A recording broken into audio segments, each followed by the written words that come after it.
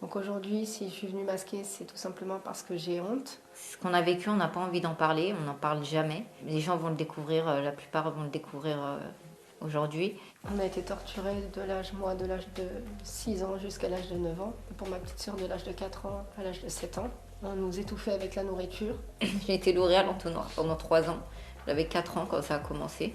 Ça s'est terminé à 7 ans quand on est rentré chez notre mère. Ça, c'est un des nombreux sévices qu'on a subis. On a aussi eu des étouffements, on a eu des noyades dans l'eau froide. C'était le quotidien. On dormait dans la cave. On était abandonnés dans les bois la nuit. On devait manger de la cervelle la nuit, crue. On était menacés sans cesse. En fait, on n'a pas vécu, on a survécu. Pendant 3 ans, on a survécu. On était, voilà, moi et ma sœur seules. Et on n'avait personne à qui parler. On n'avait personne qui nous demandait comment ça allait à ce moment-là. Et on faisait semblant devant notre famille parce que pour nous, c'était des punitions. Si on avait des punitions, c'est qu'on avait fait une bêtise. Si on a fait une bêtise, on ne rentrera pas chez notre mère. Et elle nous le répétait sans cesse qu'on était des enfants de la DAS. Alors en fait, on savait que si on parlait, on ne serait jamais cru. Déjà, si notre parole, elle valait quelque chose, on ne nous aurait pas mis dans cette famille d'accueil puisque lorsqu'on était interrogé par l'assistante sociale qui venait nous voir avant de nous avoir placés, notre parole, si elle avait une valeur, on ne nous aurait pas placés puisque nous, on était très bien chez notre famille. On n'a subi aucune torture, aucun sévice. Rien du tout, on nous a placés parce qu'on avait manqué l'école à plusieurs reprises. On était en maternelle, l'école n'était pas obligatoire, donc quand bien même on n'y allait pas du tout. Est-ce que ça mérite de placer des enfants qui se sentaient bien? Les seuls souvenirs qu'on a, c'est de l'amour, une famille nombreuse et... On était heureuses, on manquait de rien, on mangeait à notre faim et on n'a jamais été tabassés, on n'a jamais été torturés, on n'avait pas peur de la mort. On était des gens normaux en fait. Et cette personne-là, elle a torturé ma sœur et moi, mais on a aussi assisté aux tortures des autres. Et d'ailleurs, c'est comme ça que les nôtres ont commencé. Lors d'une première torture, on a voulu intervenir. Je suis arrivée la première parce que j'ai entendu crier, j'ai couru dans la maison quand j'ai entendu les cris. Et quand je suis arrivée, j'ai trouvé des excréments de partout et elle est en train de violer l'enfant avec un bâton. Et je l'ai insultée, je l'ai frappée, j'ai crié, j'ai craché pour qu'elle lâche l'enfant.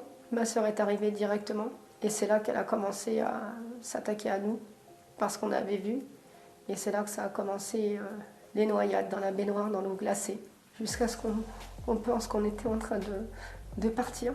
Parce qu'elle nous noyait jusqu'au moment où on se disait on est mort, on va pas pouvoir réussir. En fait, on était toute petite, on essayait d'arrêter ses mains, c'était impossible, on n'avait pas de force, on se disait on va mourir. Et on se sentait mourir à chaque fois et elle nous sortait de l'eau au moment pile poil où c'était fini. En fait, elle arrivait à jauger en fait les moments.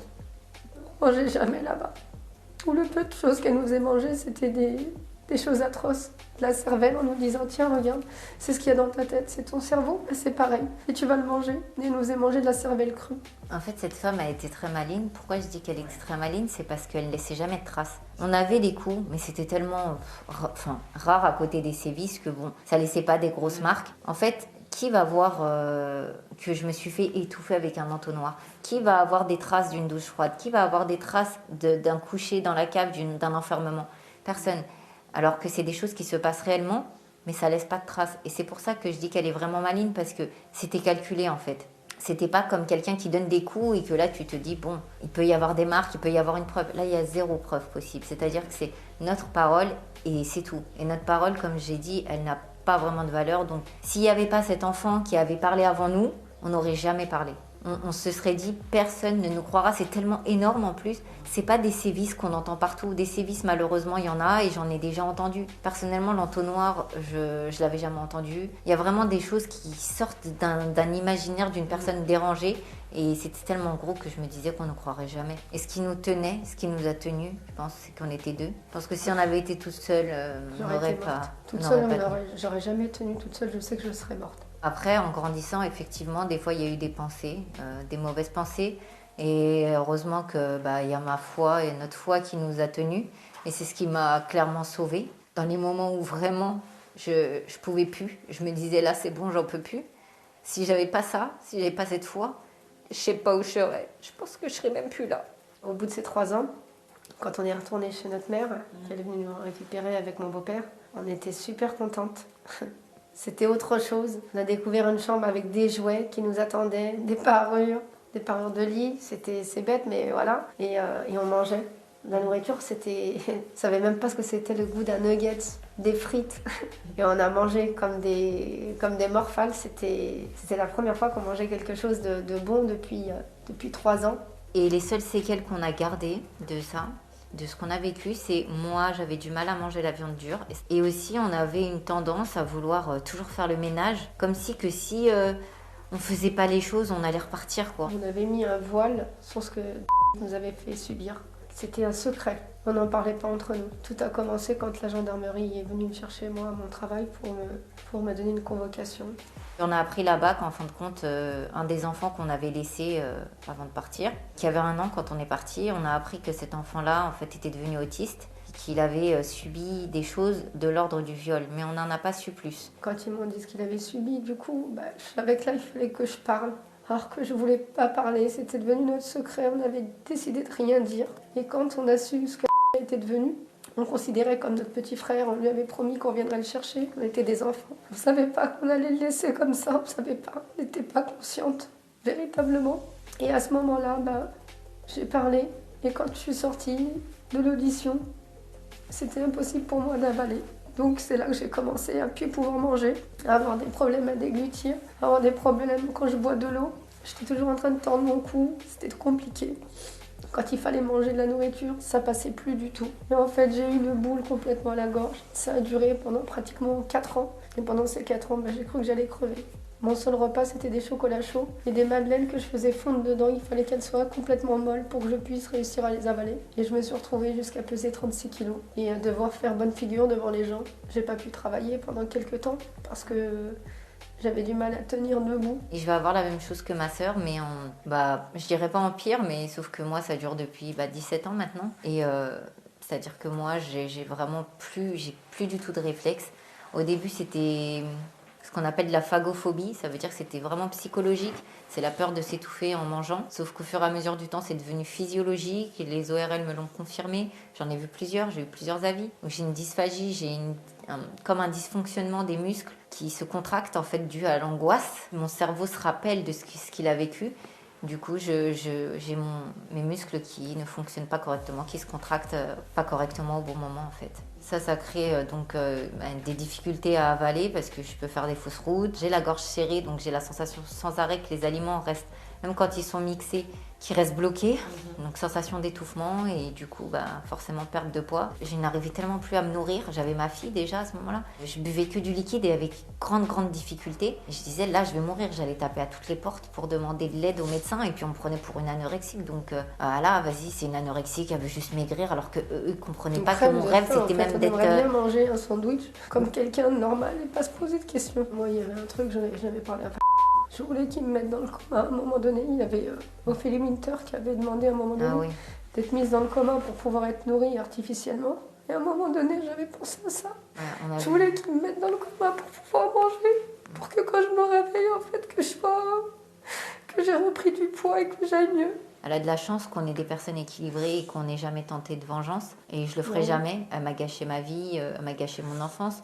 Elle me gâchera pas ma vie aujourd'hui. J'ai des enfants.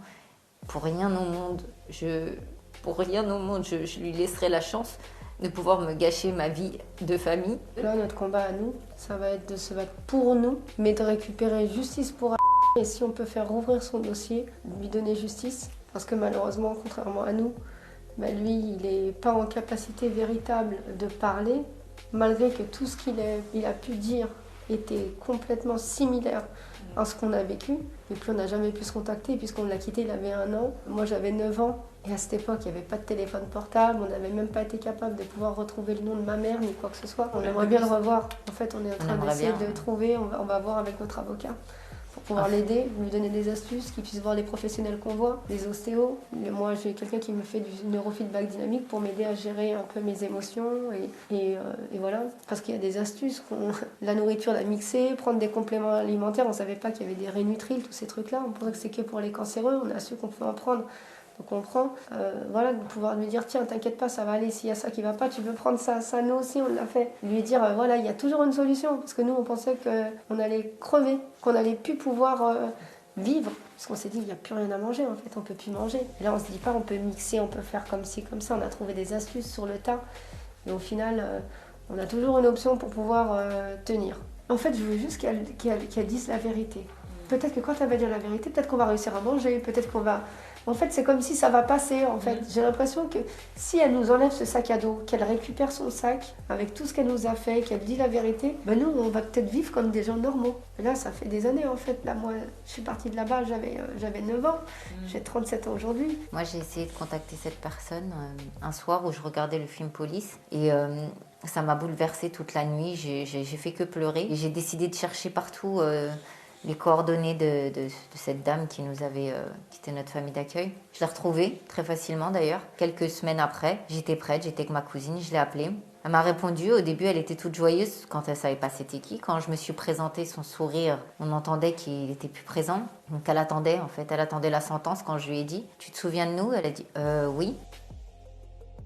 J'étais enceinte, j'étais très amaigrie. Je lui ai expliqué que j'étais enceinte et que je n'arrivais pas à me nourrir. Je lui ai demandé si elle se souvenait de l'entonnoir. Et de là, elle m'a répondu que oui. Et je m'attendais vraiment pas du tout à cette réponse. Je m'attendais à un non ou à un raccrochage en fait. Et là, j'ai pleuré. J'ai essayé de lui demander des explications. Elle est restée silencieuse, elle n'a pas raccroché tout de suite. Puis après, elle a coupé.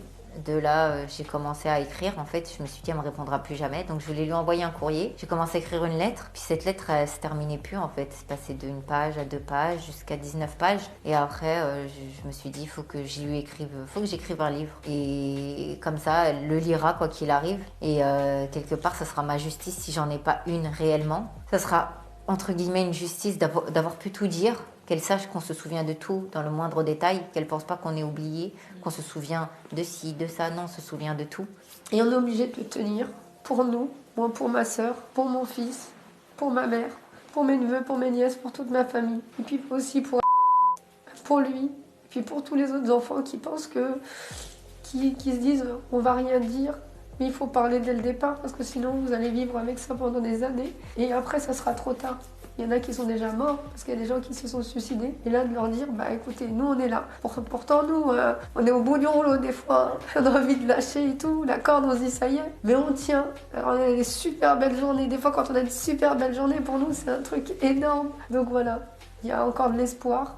On est la preuve vivante qu'on peut s'en sortir, qu'on peut ne pas être des délinquants, des cassos parce qu'on est des enfants de la DAS. On est des êtres humains, on est des enfants, parfois des enfants qui en ont réellement besoin. Vraiment prendre ça plus au sérieux et pas comme si qu'on était juste des numéros de dossier qu'on dépose et puis ça y est, c'est fini. Derrière, il peut y avoir du bon et puis voilà, avoir une belle famille, avoir un bon métier et s'en sortir dans la vie tout simplement. Il ne faut pas être défaitiste et se dire voilà, je sors de là alors tout est perdu pour moi.